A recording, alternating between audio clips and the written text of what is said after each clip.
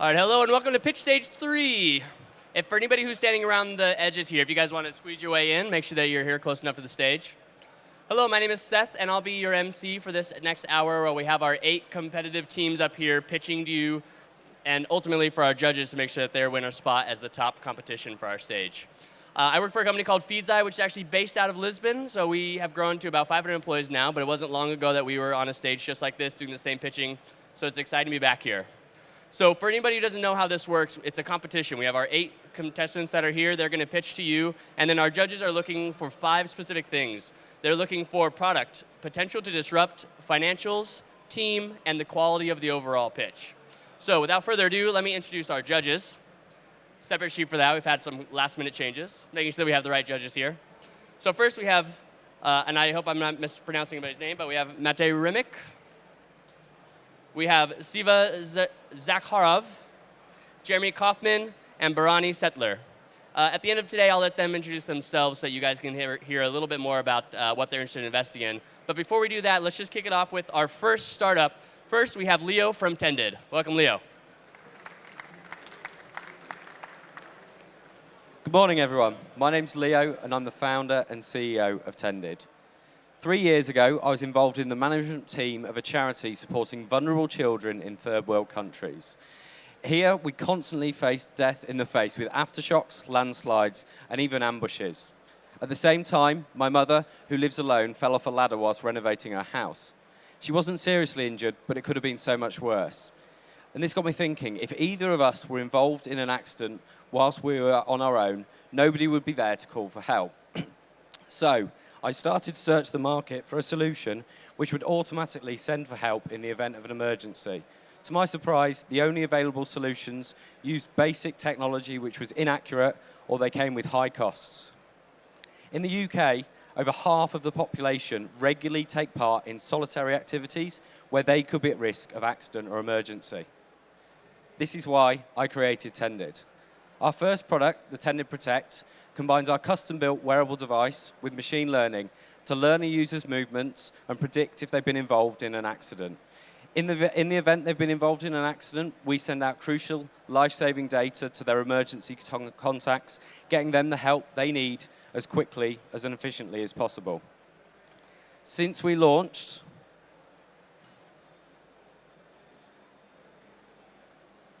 Since we launched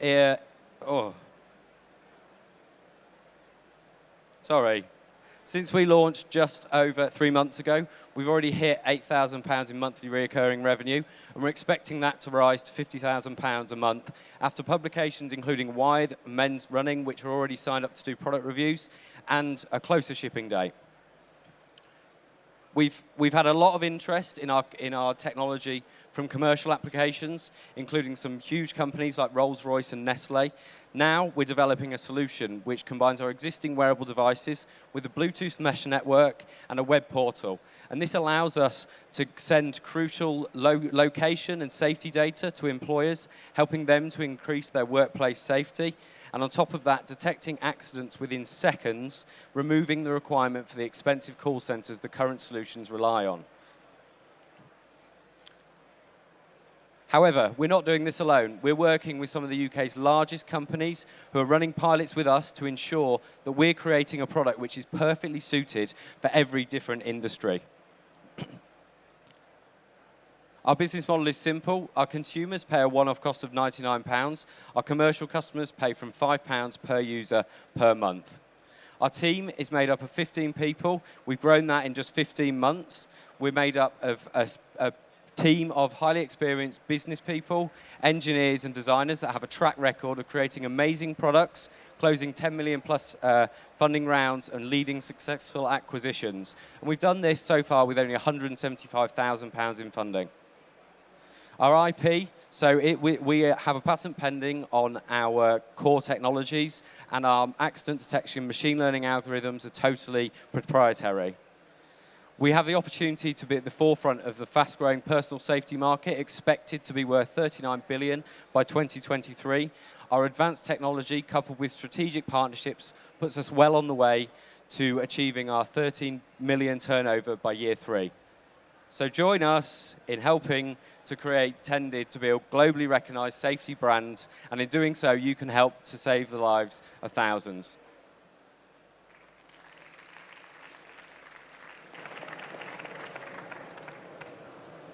Can you hear me? Yes. Thank you for presentation. So can you please tell what is your expected average contract size to achieve 13 million turnover, and how are you going to sell this product? Through direct sales or inside sales? So we have two ways that we're looking at our commercial side of things. So we have a licensing agreement that's just been set up. That in its first year is worth £220,000, and that's got 200% annual growth. So that will reach 2 million by year 3, and that's where we license our technology to a company that sells to that industry. And then the other side of the commercial side is that we have these pilots, which we're then looking to convert into sales. We already have small businesses that are using our consumer technology on the basis of protecting their lone workers, but we're advancing it to the point where we have an all-round system that totally eradicates and disrupts the market that exists for current lone worker safety solutions. Can you talk a little bit about which types of accidents in particular that early use cases involve? So the main point that we can pick up is falls, which in about 95% of accidents they would occur. However, we can look at a number of different areas. So our commercial solution will have heart rate monitoring there as well. And that allows us to pick up biometrics in terms of if someone's stressed, if they're working too hard. And then that with our back-end AI algorithms allows us to analyze if certain members of staff are working too hard and others sort of could do with sort of putting the work resources and balancing everything out. What's the actual technology, your proprietary? As far as I understand, the device is something off the shelf, right? No. So it's custom built. So we've just began our manufacturing in China. So it's what I've got on my wrist here. And what this does is it has a number of different sensors in it, which then sends data back to our cloud platform, where our machine learning algorithms can work out if that was an accident or wasn't. So how do you figure out the location of the person inside of a building? Because, and also a question, like what's the mix between, let's say, the normal end customer and the enterprise, like health and safety for factories? So if an accident happens in a factory, I guess it's very important to know where it happened. So that's a really interesting one. That's why we've got so many large businesses like Rolls-Royce and Nestle interested, because they have no way of tracking where people are, especially with their own internal intranet, because they're not allowed sort of GPS and mobile phones in there. So that's why we've got a Bluetooth mesh system, which effectively creates a mesh network between all of our devices that we have and also a number of beacons. It's totally secure because it's got its own internal network. And then on top of that, it allows us to track people to within 5 meters in that building.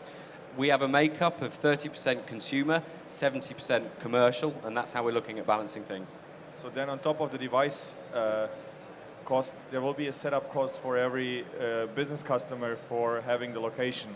There'll be a setup cost. However, if we factor into the fact that if you've got Nestle that has 300 users or 400 users in a factory, we then combine that setup cost into our sort of initial upfront cost.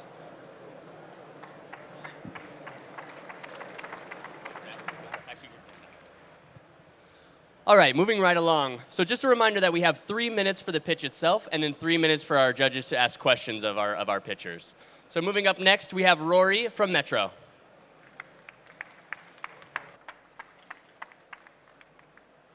The statement above my head is a lie. We are not living in the age of information. The big tech companies are. The rest of us are living in denial. We often hear statements like, you create a gigabyte of data every day, but we don't know the who, what, when, where, or why of this data. That is because we are not the ones who create it. It's created by big corporations about us, and they use it to create barriers to entry to insights-driven markets, which are soon to be worth over $1.8 trillion. This leads to multi-industry monopolies like Google, Facebook, and Amazon, as well as data-driven political marketing companies like Cambridge Analytica, which threaten our democracy. It's clear to me that the root of this problem is the corporate nature of data generation. So let me pose an alternative. What if we generate our own data? Metro allows users to generate their own data anywhere on the internet in real time and transfer it securely. This means that companies can be powered directly by their users in a fundamentally ethical way using otherwise inaccessible data. And it also means that the users themselves can have true control of their data for the first time in history. This is a reimagining of the data industry in terms of the users, similar to how Airbnb redefined the hotel industry and Uber the private transportation industry. Metro is an open platform, which means that anybody can build and share data generation code on top of it. What do I mean by this? Well, Metro projects are powered by what we call data sources. These are open source, community-made plugins which allow the users to generate their own data in real time. They're a one-click install, and a single data source can power multiple projects. It's being used currently to, Metro currently supports the major browsers where users can generate their own data interactively and passively. And it's being used currently to drive deeper insights into Dublin's housing crisis through user-generated data from a variety of rental websites. And Metro's first paying customer is currently being onboarded. Allsorts is an ear-to-the-ground project connecting a network of influencers using Metro to drive the next generation of art-driven marketing campaigns. Metro's business model is a simple 15% commission of every data point sold. In order to analyze this model, we set two constants: the average flow of data points through each data source and the average cost of each data point. The two variables that we're interested in are Metro's KPIs. That is the number of data sources a user has activated and the number of projects they're powering with each of those data sources. Even with conservative figures, Metro can reach $1 million revenue with just 10,000 users. And simply by connecting the world together, we can maximize the multiplier effect of the KPIs, showing just how powerful this revenue model can be if we can attract even a tiny fraction of the internet's 3 billion users. I'm working on this project in conjunction with Trinity College Dublin and the ADAPT Research Centre, both leading organizations in academia and digital technology. I am a computer science graduate, and I've worked with Amazon's internal team for collecting network data. Metro is an open alpha at the moment. I invite you to check it out. And if you're interested in working with me on the project, I'm looking for a co-founder. Thank you very much.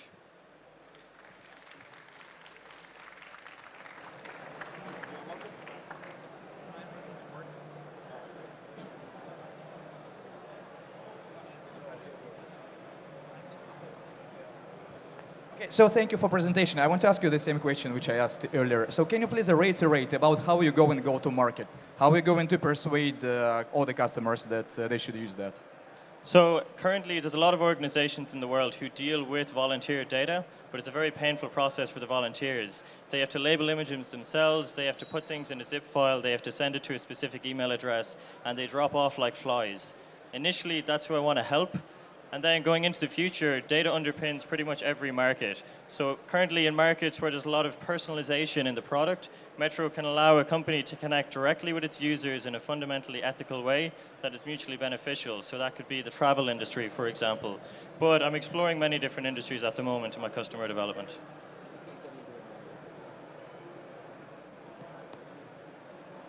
Is all this data coming from different individuals, or is it kind of being auto-generated, like synthetic data? No, it's real data that's being generated by individuals. So currently, when a user presses the like button on Facebook, Facebook generates a data point about that and uses it. This allows users to also do the same, and then they can use that data for whatever they want. However, it's an open platform. Anybody here can build a plugin that allows users to generate data, so people can get creative. I'm not limiting anybody. So basically, they will directly, through your platform, sell their data to somebody that do they know who will be the user of their data?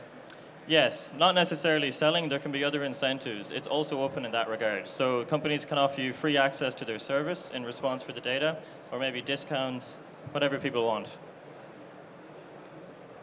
And the user can control that, who would be the... It's entirely opt-in, and all of these plugins are open source, and you can decide that I want to activate this plugin for this project, but not for this project. Are there any competitors that are already doing something like that?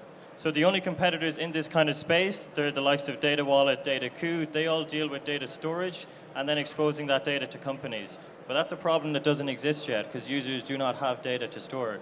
They're worried about blockchain solutions, while I'm worried about the generation of data, which I see as the key to this issue that everybody else is ignoring. How individual is this versus kind of something that teams do as like a product organization? It's individual enough that you install the Chrome extension and then you're generating the data yourself, and it'll be stored on your local database that you have locally. So you can carry your data with you as you generate it. If you don't even want to share it, you can just keep it yourself. How did you come up with a 15% commission? Did you test it, or what was the idea behind this 15%? No, this will be a part of the customer development. I'm thinking between 10 and 20%, but this is a very lucrative market for this kind of business model, so 15% is just the middle ground I'm working with at the moment. Thank you. Thanks, Rory. All right, for anybody who is working now in a small business or has been working in a small business, you definitely know how hard it is to get your name out. So helping to solve that problem is Kseniia, and she's going to tell us about PublBox. Hi, everyone. Hi, everyone. My name is Kseniia, and today I want to show you PublBox, a social media automation service. Nowadays, actually, we don't have a choice on whether we do social media. The question is how well we do it. And the problem is that small business, they don't have enough skills, they lack time, they lack money for efficient social media promotion, and other social media services are too complex for them. So that's why we created PublBox, a comprehensive scheduling service with advanced features powered by AI, developed specifically for a small business. And PublBox is actually providing you with a complete set of tools to organize, automate, and design the content across all major social accounts. Imagine PublBox is like having a social media team of your own, with such advanced features as content strategist, post advisor, instant answer, results analyzer. You can take your social media marketing to a whole new level. And this is an end-to-end solution for our target audience. But what makes PublBox so unique? I have already mentioned our key features, but here I'd like to emphasize the importance of having a content strategy for successful social media promotion, and our tool will help you generate it automatically. On the other hand, Post Advisor will give you ready-made tips and content in 6 languages that you can customize easily and publish to all your socials right away. And of course, our rep, which is currently one of the most functional on the market of social media software. And you can stay in control of your social media campaign on the go. According to global research made by Technavio, the global social media market software research, the market is steadily growing and is supposed to reach 1.3 billion by 2021. As for our business model, it's a subscription-based, and we offer our users maximum flexibility with our price calculator, which our competitors don't have. So, as for our market entry strategy, we're planning to use, of course, growth hacking, PR, influencer marketing, B2B sales. We have already developed affiliate program so that all channels are used all together for successful entry. There is competition on the market, but we see ourselves in the niche of products with many features and affordable price.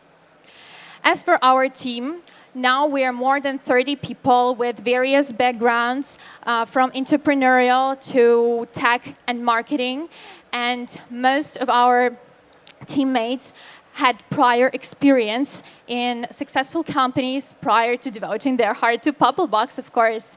And we also have a strong advisor as for onboarding, as for investor relations. So we are, we have also an EU marketing consultant and our data protection officer. We're GDPR compliant totally. As for our key metrics, our customer acquisition cost is around $100, and our goal is to enter top 10 companies and acquire at least 1% of the global social media software market, and by 2023 achieve 9 million in ARR. So what is PublBox today? Today we have more than 50K registered users. We have 6 languages supported, and all the content is localized into those languages. We are incorporated in the US. We have trademark registered worldwide, and of course, we're available on web and apps. And the last but not the least, in April, we became Product of the Day on Product Hunt. So, thank you for your attention, and don't forget to subscribe to our socials. Thank you, Kseniia. So taking into account that you're going to compete by price, let's talk a bit more about that. How are you going to price user? Is it per post, per number of users? And what makes you think that you will be afloat against your competitors? Yeah, sure. So we have very flexible pricing. We have, as I have mentioned recently, a unique price calculator. We have plans. The initial price starts from $10, but you can customize the number of users, number of social media accounts, so you can add or minus them, and the price changes. So we don't have fixed plans as other competitors do. We have flexibility so that you can pay for what you actually use. 50,000 registered users, what's your conversion from free to paid? Actually, for the moment, we have around 2,500 paying customers, but for a long time we were in beta and we had an open system where you could use the product for free. So we started sales like maybe half a year ago. And what's the retention rate you see among these users?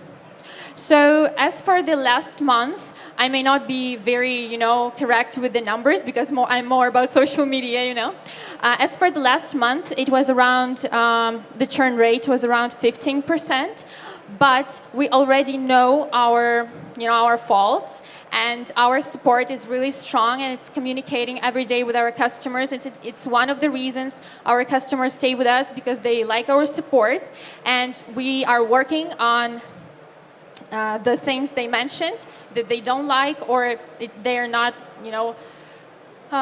what they would like to have.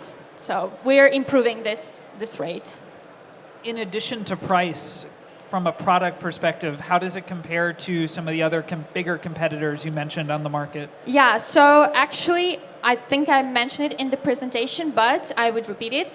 We developed a comprehensive solution for small businesses. So for people who just start their journey in social media marketing world, because such great services as Hootsuite, Buffer, and others, they were developed for social media marketing professionals, and they're really complicated. We wanted to make it simple for people who just have a cafe or their yoga teacher or whoever, and they do everything on their own. And besides, we have ready-made content. It's in our post advisor feature, and it gives you everyday post idea so that you can customize it easily, or you can use it as it is in 6 languages. So if you're a startup, for example, it's really handy to promote yourselves on different markets. Thank you very much. Thank you. Thank you, Kseniia. Okay, for our next person that's going to be up here presenting, you'll be excited about his company for a few reasons, but if you're a Game of Thrones fans, you'll also be excited about the name. Here's Greg from Theunis. Hello, everyone. We're Theunis, and we're changing the way people work. My name is Greg, and I'm the co-founder of Theunis, and I want to tell you a little story. Last year after graduation, I started working as a digital marketing executive, working 10 hours a day, 6 days a week. But there was no real progress, no real motivation, and a very low pay. But here's the funny thing. During that time, I was working as a part-time football coach, making 15% of my salary in just 4 hours a month. So I thought to myself, why not look for other freelance platforms that offer a task like that? But there were none in my region, in Yerevan, where I live. So I started to look around the world, but there were many, many problems. They had very high commission rates. They had a hectic sign-up process. They had a lack of service providers that were adequate. And also, they lacked a lot of tracking features. And we did our research. And in Yerevan alone, there's 18% unemployment.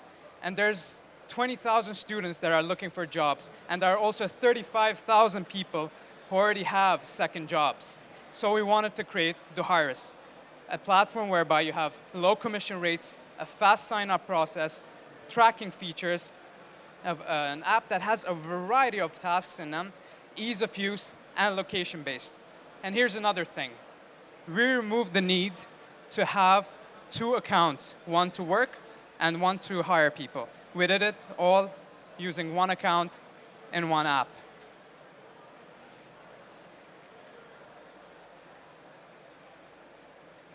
And this is how it works. You go online, you look for a task, or you select looking for a service provider. You post your task. It appears on a map. People apply. You select, and then you track the people that you want. And then you rate, review, and pay. And how do we sustain ourselves? We charge a 15% commission rate, which is adaptive depending on the price. But we thought to ourselves, like, why charge people to work? Where we can introduce ads, coupon-based, where users can actually decide if they want to see ads or not, and get paid accordingly, can get like the commission rates according to that. As for the team behind all of this, which would be impossible, we have the tech team, Pegor, our consultant, Nareg, our backend developer, my co-founder and CTO, Eric, Patil, our great marketer, and Sherber, our lawyer and Harvard graduate in all aspects and helping us and mentoring us in all the way. And so we're Theunis, and we're changing the way people work.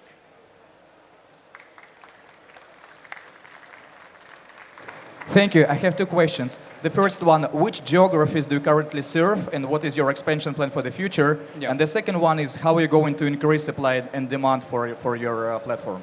Okay, so for the first question, we're currently located in Yerevan, Armenia. We're hoping to expand to the Caucasus, Georgia, and the surrounding countries. Also, we're looking to expand to the Middle East, where I've also lived in Lebanon, where a platform like this does not exist at all.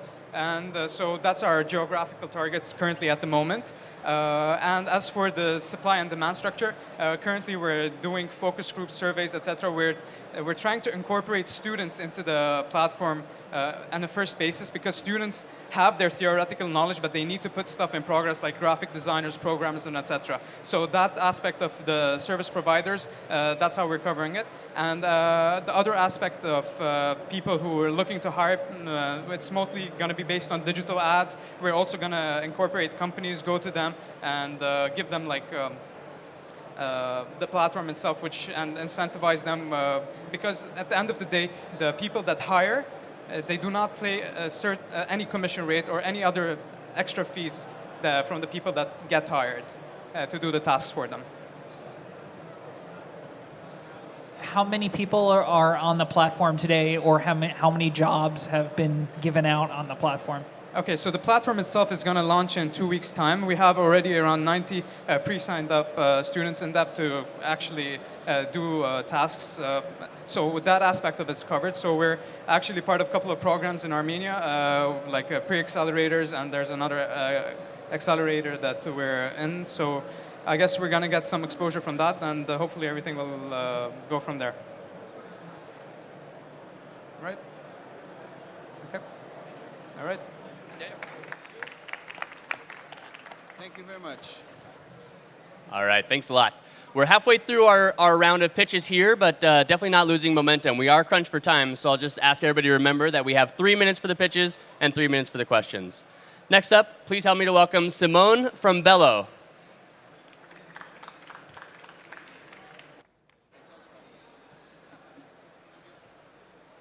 Hi everyone, I'm Simone from Bello, CEO and founder.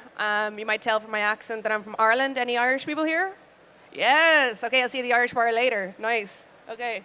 Let me tell you about our team. There's me, I've got 12 years of design experience, and in the last years alone, mostly product design and development. Nicola, who's our Apple iOS engineer. I challenge you to out-nerd him on all things Apple. He's been at every event for the last 5 years. and Bellowbird, our head of community, although we call her BB around the office. So I'm guessing some of you own bikes here, you cycle regularly, you'd like to cycle more regularly, or maybe you're too afraid to cycle more regularly. And maybe some of this looks familiar to you. A bike pole in your lane, insane amounts of traffic with real no infrastructure, or my personal favorite, bike lanes that just end up driving you into walls. And the last time I checked, we don't live in Harry Potter land, and if you cycle into a wall, you won't end up in the 8th dimension, you'll end up with a broken face. So this is why we invented Bello.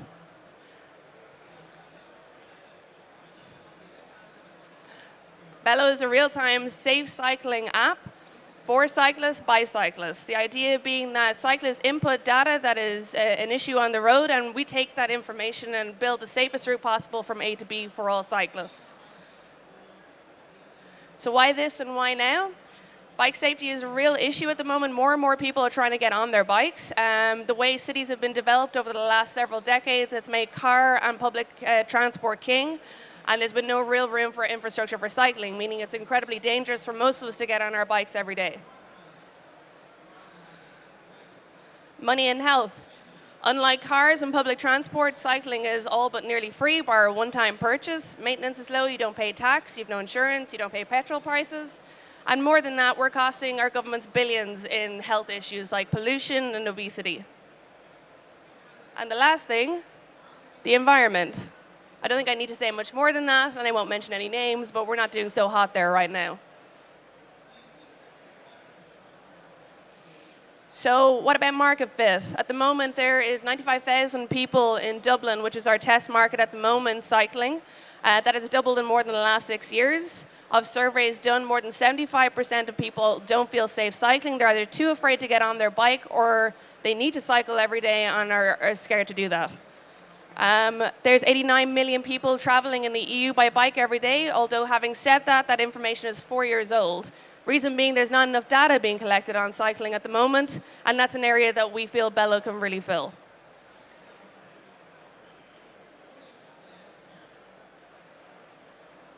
This is going well.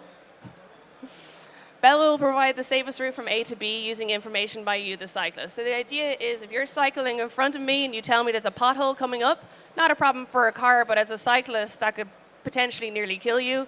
If a bike lane ends, like we saw previously, again, you end up in the middle of the road, in the middle of traffic, again, quite lethal.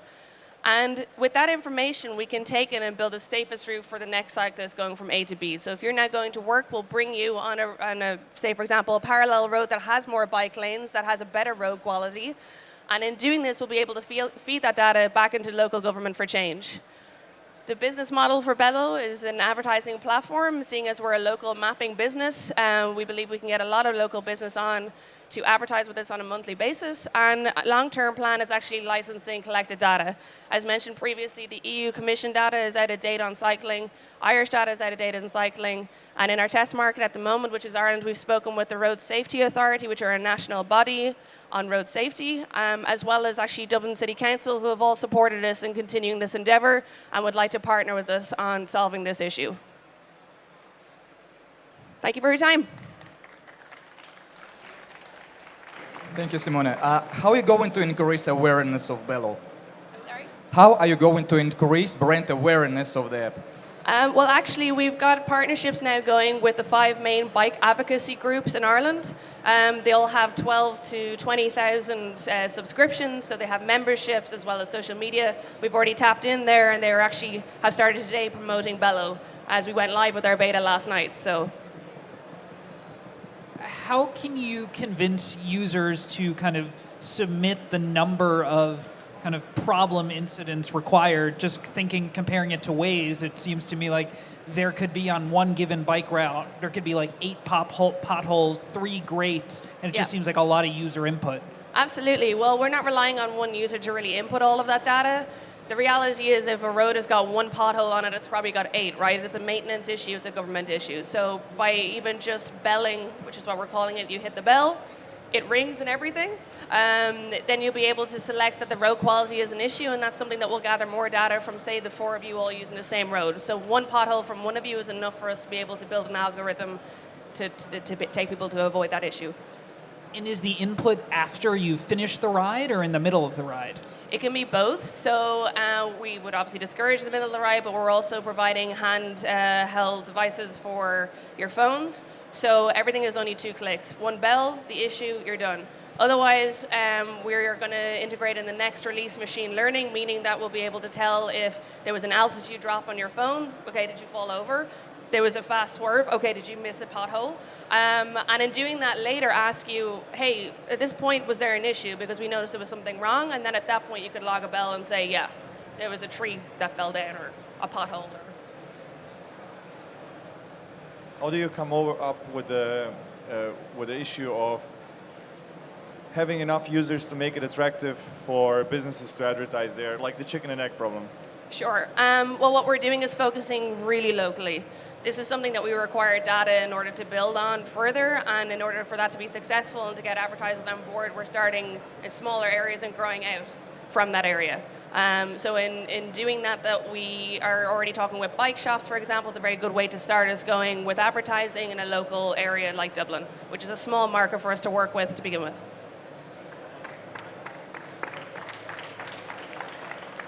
Thank you for that. Just a reminder that our judges are looking for 5 things. They're looking for product, potential to disrupt, financials, team, and quality of pitch. So without further ado, please welcome Goran from CodeControl.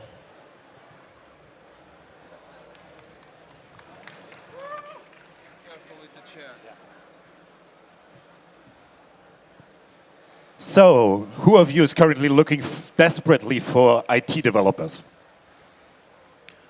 Wonderful, congratulations, because you're among 67% of European companies who desperately are looking for IT developers and have open IT positions. But to be honest, have you ever thought about changing your perspective? Have you ever thought about changing your approach? Have you ever thought about applying future of work as a new solution for your old problem? We see a trend that top IT developers, top digital resources don't want to be employed anymore. They want to work as freelancers. They want to work remotely. They want to pick and choose projects they really like and they're passionate about. They want to work on things that really help them develop their skills, lifelong learning, and really come to something what changes their future of work. But future of work does not come easy right now. It comes with challenges. Developers and freelancers are spending 30 to 40% of the time working on things they actually don't like. Finding projects, doing accounting, billing, legal stuff, and things like that they don't like. So, we as CodeControl offer value for both sides. For our clients, we offer access to great talents to staff their project within 2 to 5 business days and to tackle their digital projects. For freelancers, we actually take over everything what they don't like. Sales, admin, legal stuff, paying their bills on time, and this is what CodeControl offers. We have compiled a community of currently more than 400 vetted freelance developers who have been all tested by us. We take only the top 3 to 5% into our community, and our community members have worked for great companies like Facebook, Google, and others.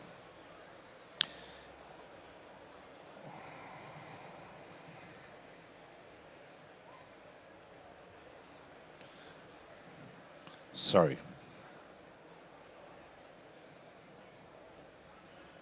Okay.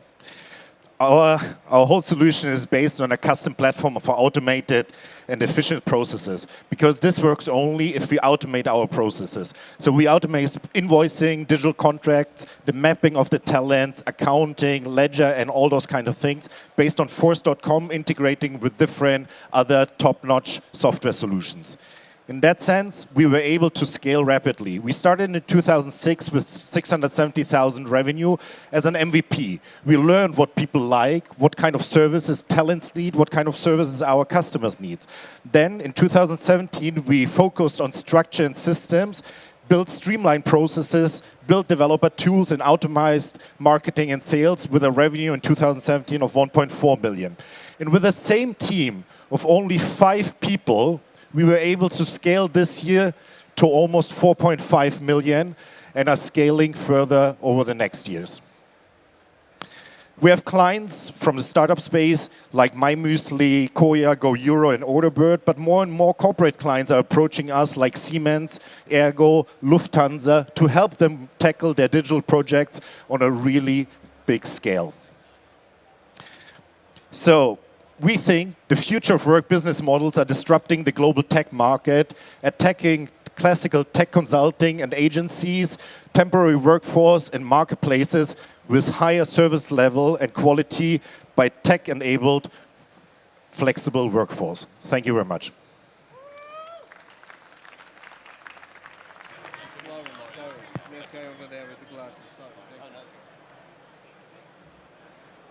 Hello? Yeah.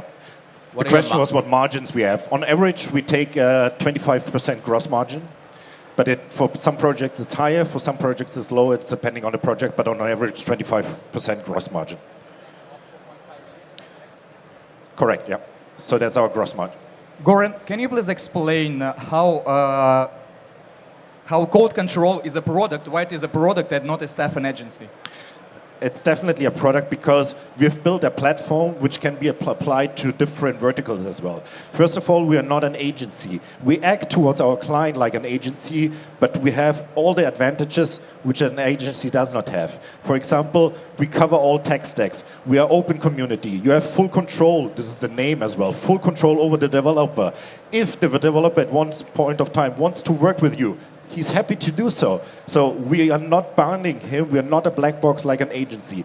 And the whole vision of the company is that we start now in the coding space, but we're going to move with the same platform we have built and what we have learned in coding into other verticals. We get approached by more and more marketing topics, but we see this also developing in the architecture space, medical space, and other things which are ready to disrupt for the freelance market.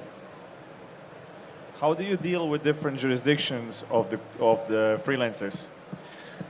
To be honest, this is one of the biggest challenges, but we take political influence. We think politics cannot hinder us, really, that the trend is coming, that people want to work more independently. And this is something we have started lobbying in Berlin, where our home base is. We're actively engaging in the community. We see more and more startups coming up in the future of work space.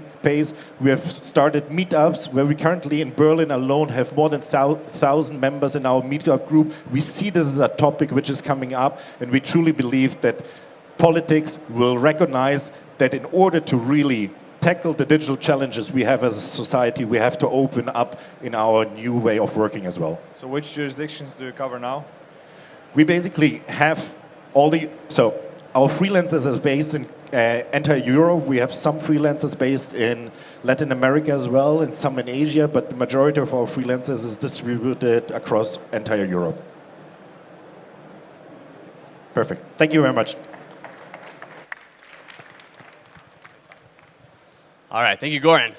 For our next speaker up here, we'll be hearing about one of my least favorite subjects, the legalese of contracts, which is why I'm so excited about this company.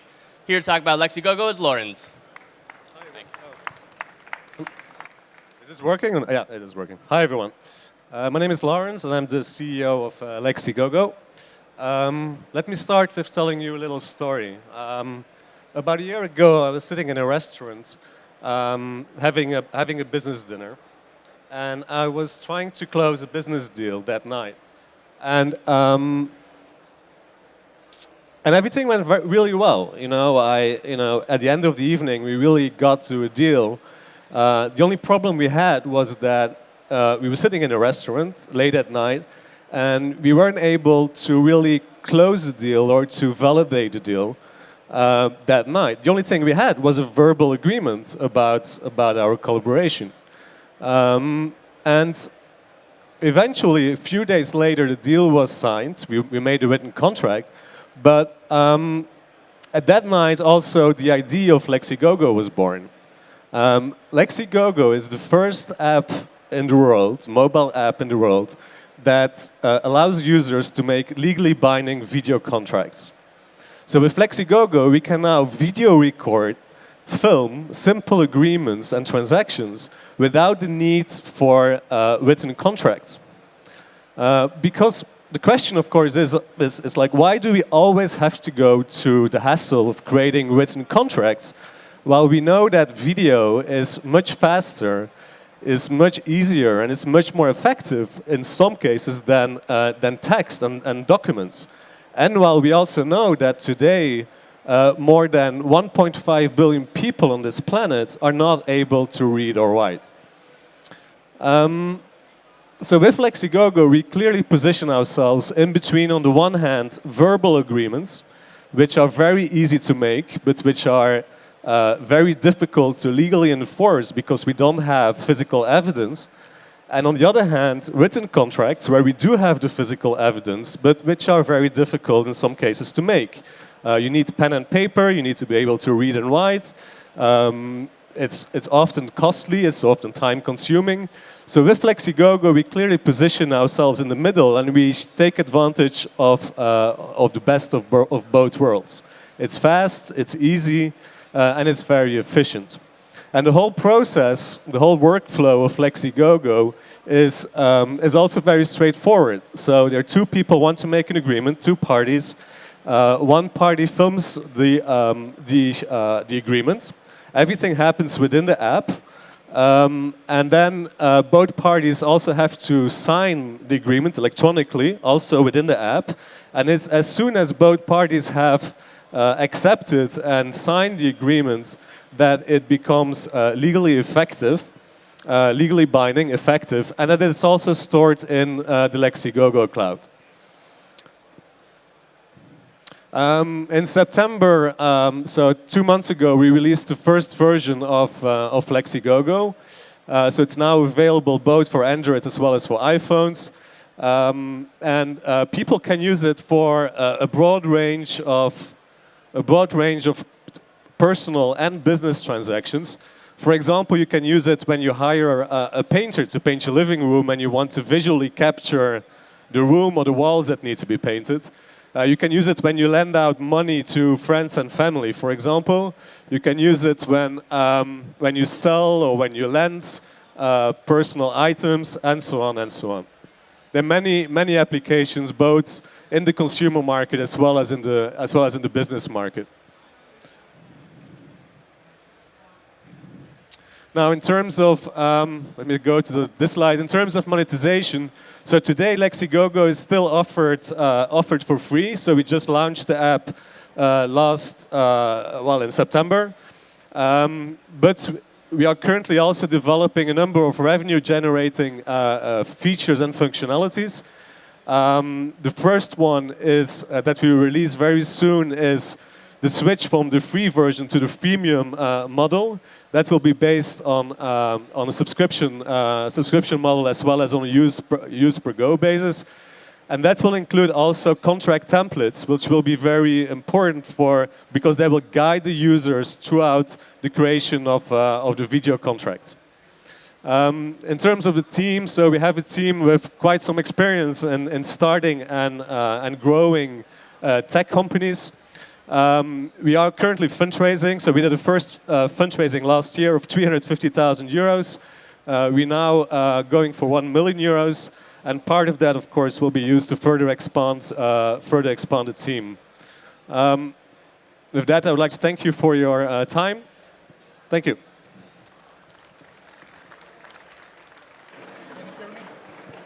Can you hear me? Yes. So, two questions. The first one, does the app help users to implement some important contract terms that they might not be aware of? And number two, were any claims already disputed in some courts, and were some resolved already? No, we just launched the app, and at this stage, we're really testing it with friends and family. The objective is to really push the launch now, and that's why we're also fundraising. We haven't got any disputes. We don't have a clear view yet on for which use cases it's used the most right now. We've seen some contracting in the contracting space. We've seen in the betting space, but like friendly bets. What we're also doing, what we're also discussing right now is with small businesses to see for applications there. For example, we're discussing with real estate property management firms for entry and exit surveys. We're also discussing with rental services, like with boat rental services, baby gear rental services, also for implementation. Yep. From a legal perspective, what is the current either statutory or case law that kind of would suggest that courts today are already accepting these video contracts as evidence? Well, there is none because we are the first and we haven't seen any competition on this, but we checked it obviously because it's a question we get a lot from also from users, not only from investors. But video contracts are electronic documents which are signed with an electronic signature. And according to most national laws in Europe, in US, in India, in China, in a lot of regions, electronic signatures cannot be denied legal effect in court. So they are legally binding. It's all about the value of your evidence, you know. But a judge, eventually a judge can never say, "I'm not going to look at this." And you also have to imagine, like, if you have a video contract with your face on it, and with an electronic signature, I think it must be very difficult to say it's not me, you know? I didn't say that, or I didn't do that, or, yeah.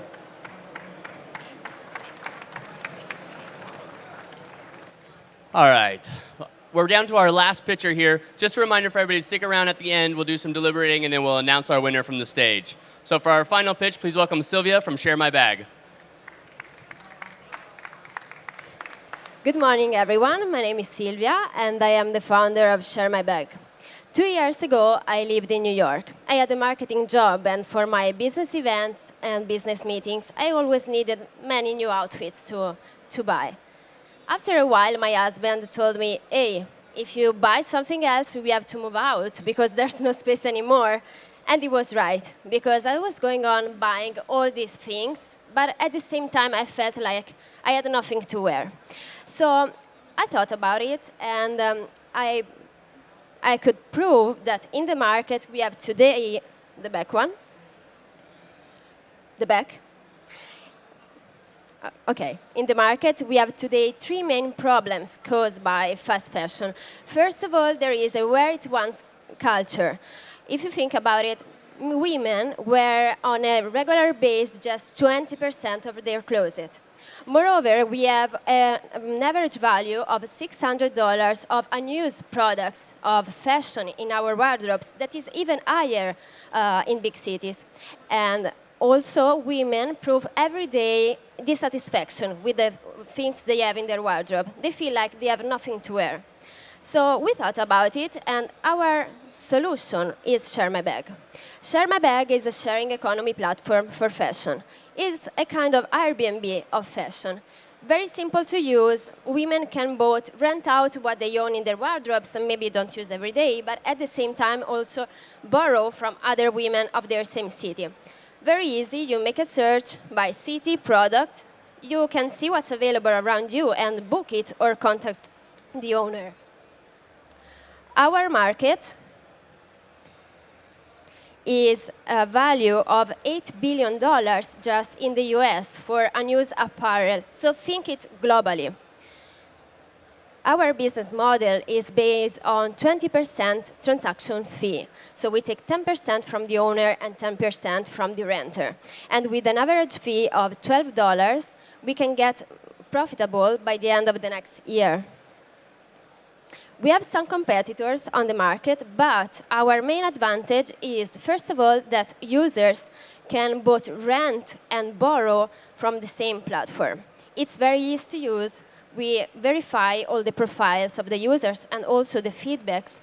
And most important, we are not just a service, but we are a community. We are a fashion community that we foster through the organization of events. We have, in 6 months, we have organized already 2 events in New York, 2 events in Italy, and next year we will be in LA, San Francisco, and London.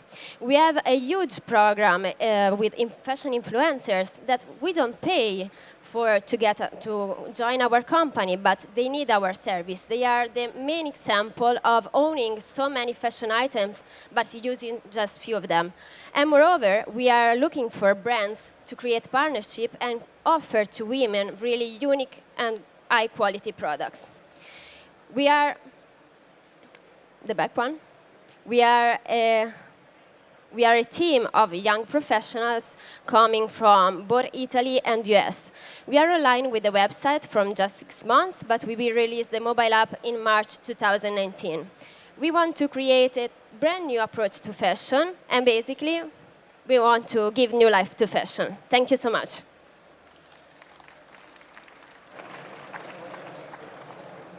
So, thank you. What geography are you currently focusing on? So we are an Italian company now, but our main target is the US one. So we are going to open an office in New York, and basically we are online all over the world, but of course in terms of promotion we have to focus city by city, because of course these communities, they grow city by city. That's the reason why we proved that the most efficient way is to organize events in the city that we are interested in, of course. So the first one will be in New York, the second one Milan, as we are Italian, so it's fair to have also an Italian city that is also, basically, they are the main capitals for Thank fashion. You. So is there any insurance for $10,000 for such a dress? Yeah. We are closing a partnership with an American company that is Lemonade that will provide insurance for each product. Like you have to pay $5 for on-demand insurance, but you can feel safe on using.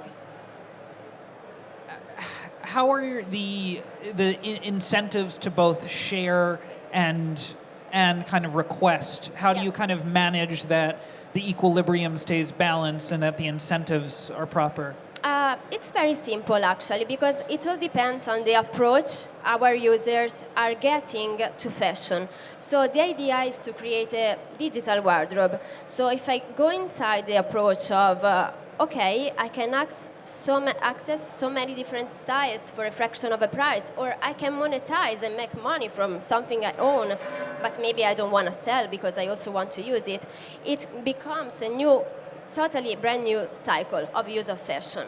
And we have numbers that many millions of users are already using fashion rental service and fashion selling services. This means that we are going to that approach. Thank you so much. Thank you. All right, thanks again. That's it for our 8 pitchers. We have about 60 seconds while they're tallying up the scores. So I'm just going to ask our investors to each, if you'll just give us the crowd your name, the VC fund that you're representing, and then just really quickly the most interesting area that you're looking at investing in right now. Hi, my name is Mate Rimek. I'm not in a VC. I'm the founder and CEO of Rimac Automobili. We are a company that makes the world's most powerful and most fastest electric cars. 500 people, started in a garage 8 years ago, and now work for big car companies developing electric cars for them. My name is Seva. I work at Peak State Ventures. This is $150 million fund. We invest in real estate innovation, education, and digital healthcare. I personally find education and the bigger future of work vertical is very exciting, and we invest from C to Series B, with the Series A being the sweet spot. The checks are from 200K to 10 million. Okay. I'm Jeremy Kaufman at Scale Venture Partners in San Francisco. We are a Series A, Series B focused B2B enterprise fund. Spend a lot of time in vertical AI. We've backed companies like Lisbon-based Unbabel in the AI translation space, where we led the Series B. I'm Bharani Setlur. I'm with Untitled Ventures. We do pre-Series A to A in healthcare, fintech, media and entertainment, and future cities. So I have one question for all of you. We've heard in most pitches today, somebody said some version of AI or machine learning. When you hear this term, I mean, is it just a buzzword, or is every company really using true AI? It's not possible that every company is using true AI. I think we try to distinguish between kind of basic data, AI just was the big data of 2016. So we try to really assess how serious the AI pitch is, how serious the AI talent is. Okay, good to hear. Okay, we're going to invite all of our pitchers up on stage. If you could just give them one more big round of applause. Okay, we've got our folded paper here, so I don't know either. But if we could just get a little drum roll, a little excitement. Our winning company is CodeControl. All right. Congratulations.